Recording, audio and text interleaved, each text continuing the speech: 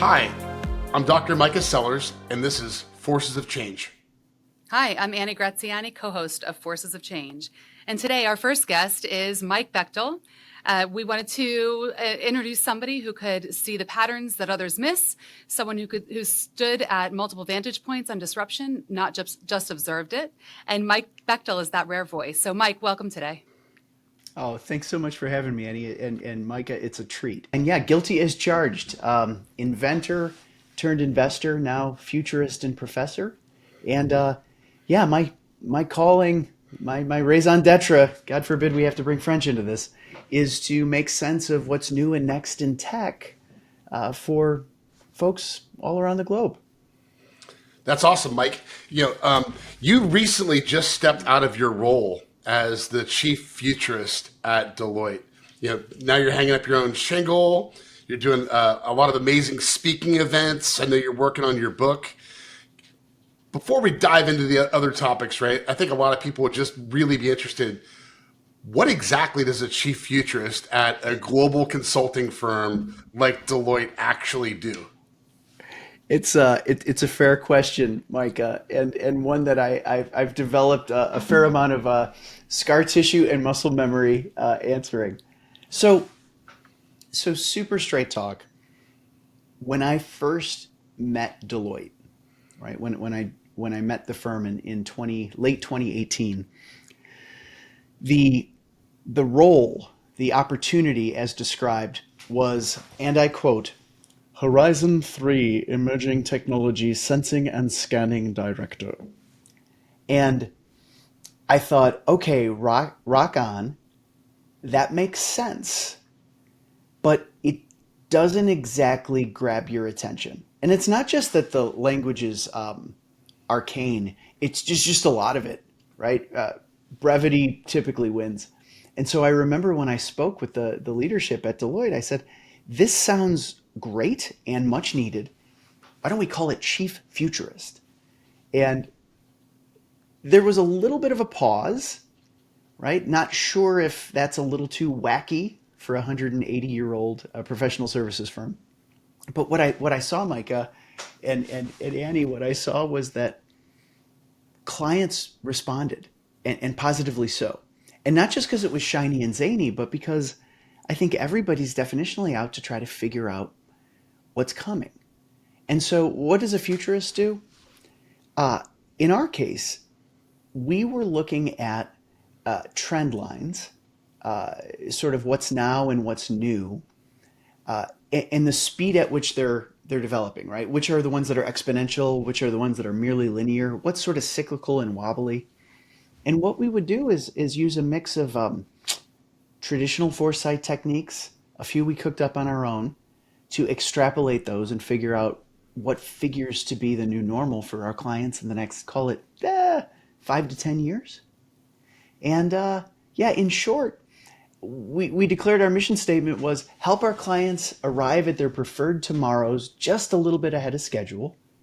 And the argument was that if you can catch a few technology tailwinds, dodge a few, not just technology, but maybe sociocultural headwinds, then you could find yourself more quickly on the proverbial right side of history.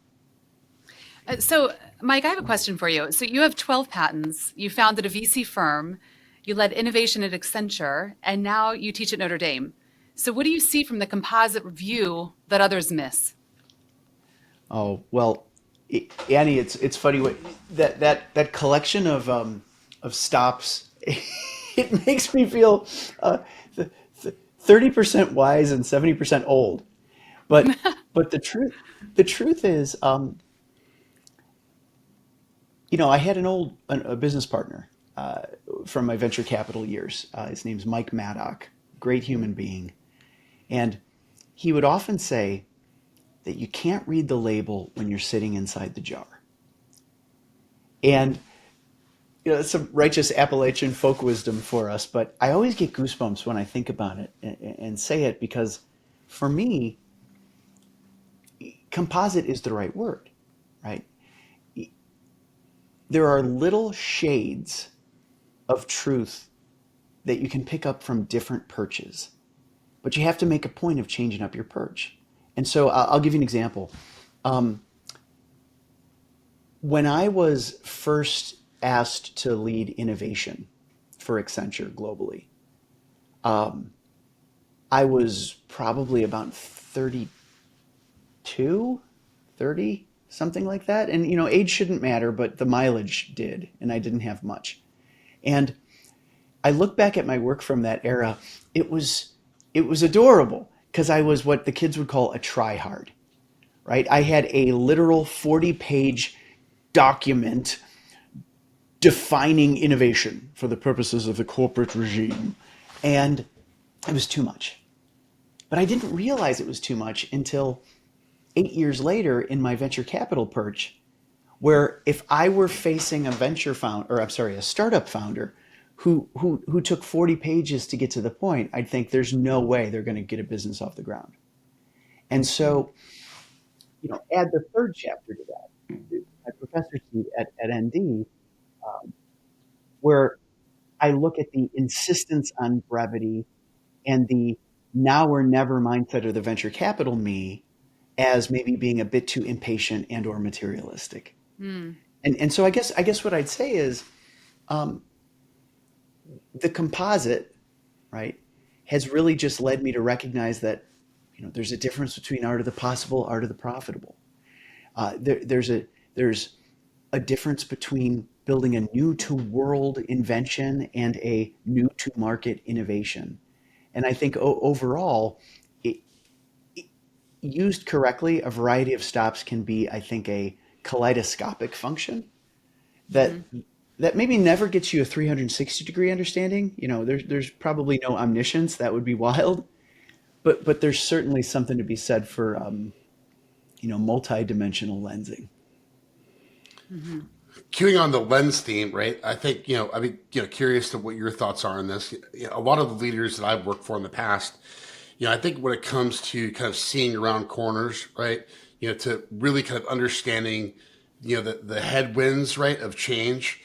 In my perspective, right, a lot of them don't open the aperture wide enough, right? There's a little bit too much of a myopic view, right? Kind of based on your domain and, your corporate four walls and the perceived forces, right, that are at play within those four walls, and sometimes maybe external just to your industry.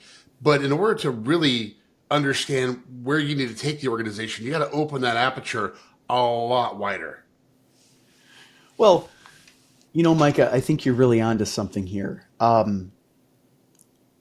There are a lot of traps that come with staying in that same jar. One of them, I think, is incrementalism.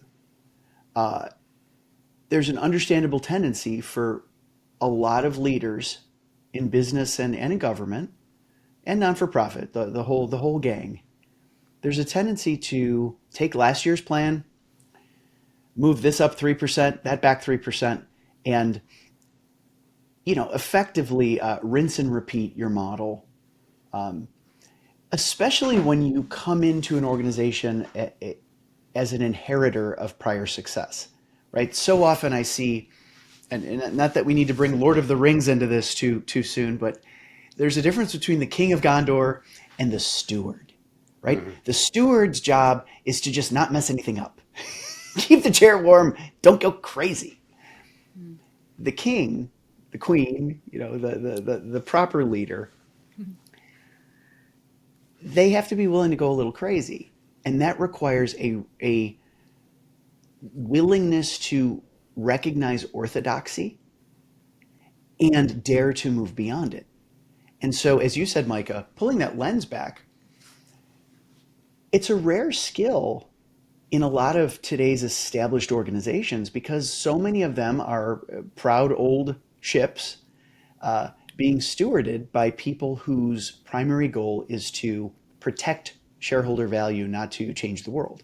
When you look across so many of my clients over the last nearly 30 years, one of the limiting reagents, to use the chemistry term, it tends to be imagination. there's an imagination deficit afoot in many boardrooms where folks can naturally find ways to get leaner and meaner and cleaner, right? Run today's plan, but cheaper, faster, more effectively, Six Sigma. But growth typically requires creativity, imagination, a willingness to think of altogether new business models and vectors and offerings and services. And as I've been seeing it lately, that's been in shorter supply. So that's where I think that pulling the lens back and cross-pollinating between different disciplines is so important, because what got most firms here, it's not going to get them there. Yeah, Mike, I have a question here, and it speaks to the efficiencies and productivity that we realized during COVID, and the humanization of the workforce that we kind of acknowledged for a little bit there, and maybe arguably have kind of shifted away from that opportunity and that sensitive time that we all faced together. And now on the other side of COVID, as we're embracing AI and specifically agentic AI and the way that it's making its way, bots and humans, next to each other. I'm curious what your thoughts are around productivity in the future and the expectations of the workforce because of AI. Are we going to continue to, I would say, abuse for more productivity rather than just sort of rest on the acceptance of the work that needs to be done, right? The purpose of the work and just kind of focus on that rather than dumping more on people and having the expectation.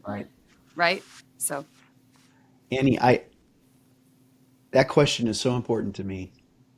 And I value your asking it so much because, I think there's a tendency when we think about what's coming, about the future, to understandably look at the limit cases, right? Utopia, dystopia, hero, villain, and 0 or 1. And when I was a kid, the heroic look at the future of work, at least from my kid perch, was the Jetsons, right? Like, as far as I could tell, George Jetson was hanging out, pressing a button for 2 hours a day, and life was grand. Right. Let's hear it for automation, right? And then, dystopia needs no introduction. The Matrix, the Terminator, 2001, the whole thing, like people as literal batteries, God help us. But something that I think I've seen, I think generally speaking, Homo sapiens is wired to a tripartite rhythm of roughly 8 hours of sleep, roughly 8 hours of work, roughly 8 hours of play. Now, we could go back in history and see that, like, before labor unions, it was way out of whack and all the rest. But generally speaking, you work, you live, and you rest. My hunch is that the mass of humanity, 10 years, 25 years from now, will continue to, quote unquote, focus on value-added things, work, for about half of their waking hours-ish. It's just that the nature of the stuff in that bag we call value-adding is just going to be so different. My hunch, my belief, and I'll get beyond those two weak words, my research really suggests that every time we automate, there's a Trojan horse in there where we elevate. And that's all to say that, with this time I've spent not taking notes, I'm not George Jetson button pressing, nor am I, having that many more iced teas. Rather, I'm able to think a little bigger, a little more ambitiously, and get a little more done.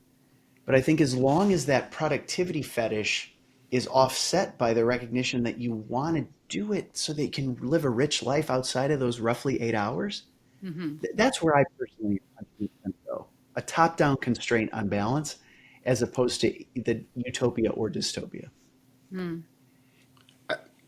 That's really interesting, Mike. I'm curious, two things. One, right, I think, we're looking at, like, really, like, kind of, from my perspective, like 3 waves, right, of transformation in AI, right? Like, we have what we have now, right, which is like really elegant tool chaining if done right, right? It's still very kind of like bi-directional, there's not a lot of orchestration in there. There's still the human in the loop. The next evolution, right, will be more orchestrated, still with humans in the loop, right, for key decision points. But in that third wave, right, where you have AI in the wild talking to AI in the wild, learning from each other, real orchestration happening without much human intervention, maybe on the periphery as a governance layer, but not necessarily being very directive. Corporations, right, as we know, are always going to look for efficiencies, right? Opportunities to, in reality, what that means, right, is increasing shareholder value, right? And that's going to mean, a lot of information worker jobs are going to disappear. I think, I would love to believe, right, that we're going to rise to our, highest level of humanity and think about this in a very constructive way and try and find soft landings for everybody. But the reality is, kind of a laissez-faire approach from a governance perspective isn't going to work, right? Because we know corporations they don't self-regulate. It's not in their best interest. They just won't do it. They're not that altruistic. What are some of your concerns, right? As we are rocketing right towards that third wave, a lot of the protocols A2A, A2P, right, are already in place, right, to make that happen, right. So it's just a matter of some incremental improvements, and so we get to that point. There was a YouTuber named CPG Gray. Back in 2014, he did a video called "Humans Need Not Apply." And he opens with this great thought experiment. He says, it's 1903, and a horse pulling a carriage looks to his teammate and says, "Did you hear about these new mechanical horses? It's going to mean better jobs for horses." And then he takes a pause and he goes, 20 years later, the number of working horses in America had decreased by 97%, excepting the Clydesdales. Right.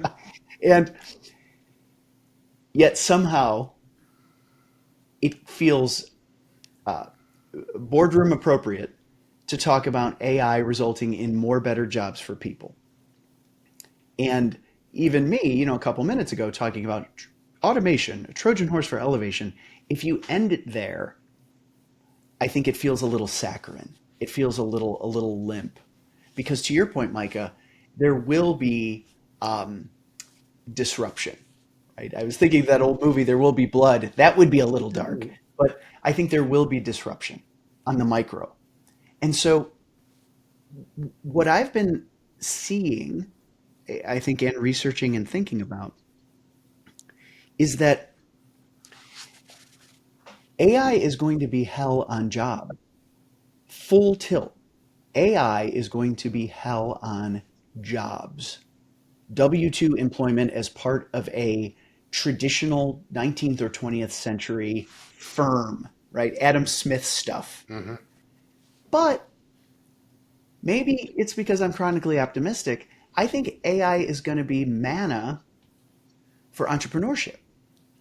I mean, part of, not in total, but part of my decision to hang my own shingle and jump into the solopreneur space was this recognition that in the same way the internet allowed 20 folks in a small rental office to create $1 billion something with the cloud, that AI agents allow a solopreneur to potentially build something like that with a small fleet of Silicon staff. So, Mike, relative to the forces of change society is facing right now, what are the 4 forces driving transformation that you think leaders, policymakers, and citizens should be paying attention to? Well, the first one that just pops into my mind, like the Stay Puft Marshmallow Man popped into Ray Stance's mind in Ghostbusters. I don't know, it's just in there. Is cognitive automation. And at its worst, cognitive automation is just a, puffy, showy synonym for AI. But the reason I'm not saying AI is A, that would be a deeply disappointing first answer, but B, Cognitive automation is this recognition that the reason we're losing our marbles in this AI moment is because intelligent machines have gotten to the point where they're automating human discernment and decision making. Now, to me, the big thing that's happening right now, and I'm going to maybe not coin some language, but lean into some fun with language. The big thing that's happening right now is we're leaving or we've left the information age. Okay, there was an industrial age. We largely know what that was. Then there was the information age. To me, the information age was the offloading of the need to remember things, right? Years ago, if you remember the old TV show Cheers, good old Cliff Clavin, right? He was a whole character, a whole archetype, because he knew trivia. You know, like the airspeed of an unladen swallow. And if you disagreed with Cliff, what's your recourse in 1985? What are you going to go to the neighborhood library basement and look it up on microfiche? No, you're just going to roll your eyes and say, oh, Cliff, I guess you're just smart, whatever. As soon as the internet dropped, certainly shortly thereafter, knowing/remembering facts was no longer a sign of human intelligence. It's like, yeah, whatever, use your resources, man, Google it. And so that's to say the internet killed the bar bet, the internet killed the need to remember stuff. As we move from the information age to what I prefer to call the intelligence age, AI is obviating the need to think through stuff, right? Cognition. And in the same way people in 1996 would be like, that machine's going to make you stupid. Or my math teacher would tell you, you know, you're not always going to have a calculator with you. Like, take that, Mrs. D. I do. But I think cognitive automation is such that we're going to find that thinking through stuff is no longer a sign of being properly smart, right? What will a smart person do? In the same way in 1996, it laddered up into, well, how does he think? I think in 2030, it'll be, well, how does she leverage the thinking machines, right? So I think cognitive automation in the intelligence age means that the future of smart people are people who can orchestrate machine intelligences most effectively. And I'm hunching that connects to force 2 in my mind, which is the return of the Renaissance thinker. For the last 25 years, we've been living in this tyranny of STEM specializations. I've seen it as a board member at the University of Notre Dame's business school, right? Honestly, gang, I graduated in 1998 with a degree in anthropology and political science. I had a minor in econ and philo. God help me. But because I could spell www and I showed up, I was techie enough to get a shot at a tech job, and it all worked out. By 2000, it was, could you be a business major? By 2005, it was, could you be a finance major? By 2010, it was like, how about a Nobel Prize, right? And it's felt like this, I call it the tyranny of specialization, has narrowed the number of seats, like a game of musical chairs. It's like a chair gets taken away every 3 years. And there's only one major that works for one job at one company. Since ChatGPT, since the dawn of the intelligence age, I'm seeing that melt away, right? Why? Because the answers are all out there now. And so the limiting reagent is good questions. And what's funny to me is engineers refer to good questions as prompt engineering, which is exactly how an engineer would describe what? Critical thinking, the humanities, the liberal arts. And so for me, force 2 is the return of Renaissance people who cross-pollinate from many, many, many disciplines to compose interesting questions to these genie lamps. Because the last thing we need is a STEM specialist, right? If we're going to get back to solving problems that matter, as Annie, you and I were jamming on, that's a classics problem, That ain't a Python problem, right? I think for me, then, thing three, it really comes down to um, problem centricity or leading with need. Um, while we visited it, and I don't need to belabor it, um, I would simply say that 50 years ago, if you asked a student what they want to be when they grow up, it would be a Venn diagram mashup of your skills and your interests. And then maybe if you had, a rich aunt or uncle prodding you, something that pays well. I think what we're going to see is the continued ascendance of purpose, really, really becoming at first kind of a first class member of the decision set. But again, gradually it'll become a leading member because again, if you can answer anything and generate anything, and we have literal genie lamps and postdocs in our pocket, I think the real focus becomes what do you want to solve for?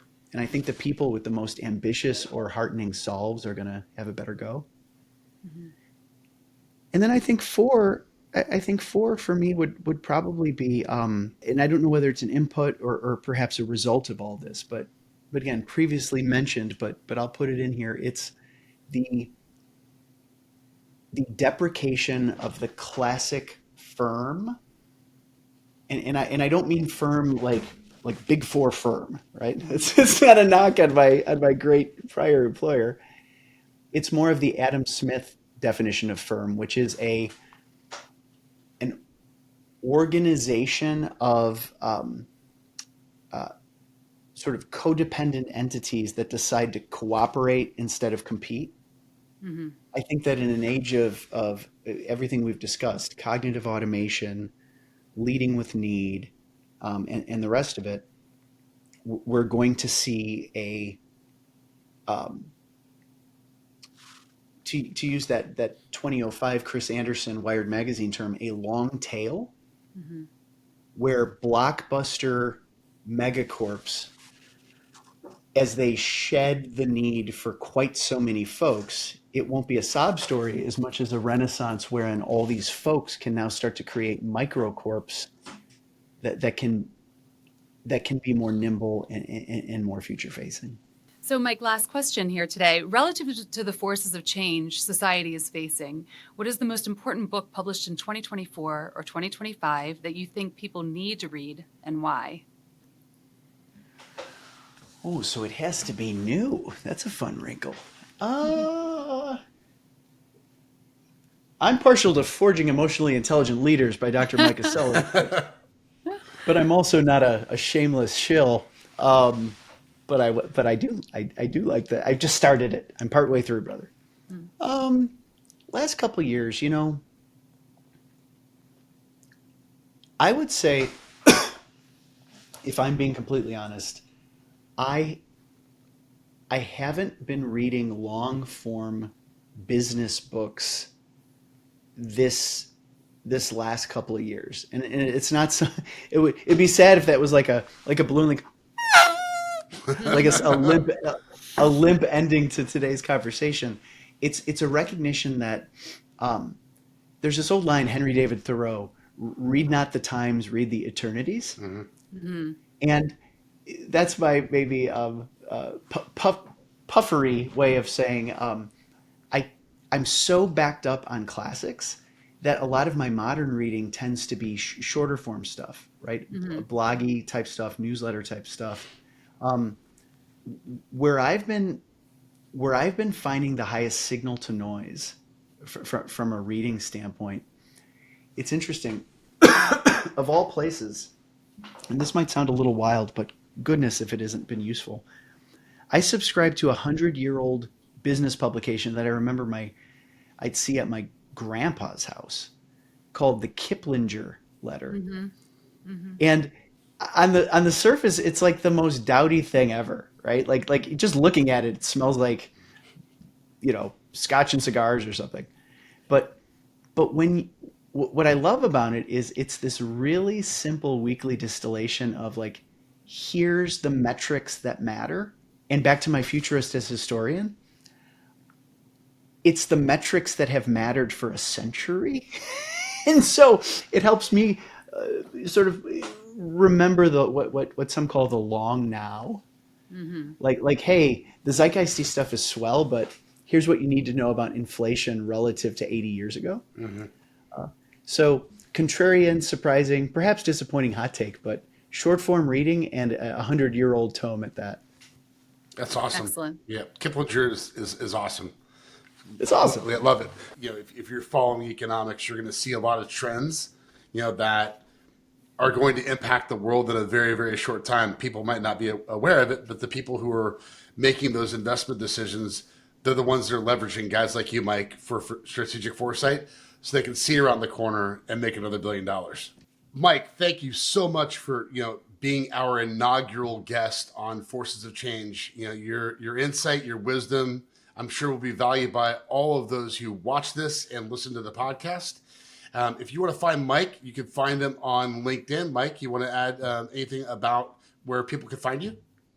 Yeah, I would just say, Mike Bechtel, Bechtel, on LinkedIn. Give me a little search. And as my son would say, like and subscribe. I have a little weekly newsletter where I try to keep myself frosty as regards what's new and next in tech. And as a little exhaust in doing same, it might bring a little value to your listeners' lives as well. Fantastic. Thank you so much, Mike. Thank you, Mike. Thanks, team.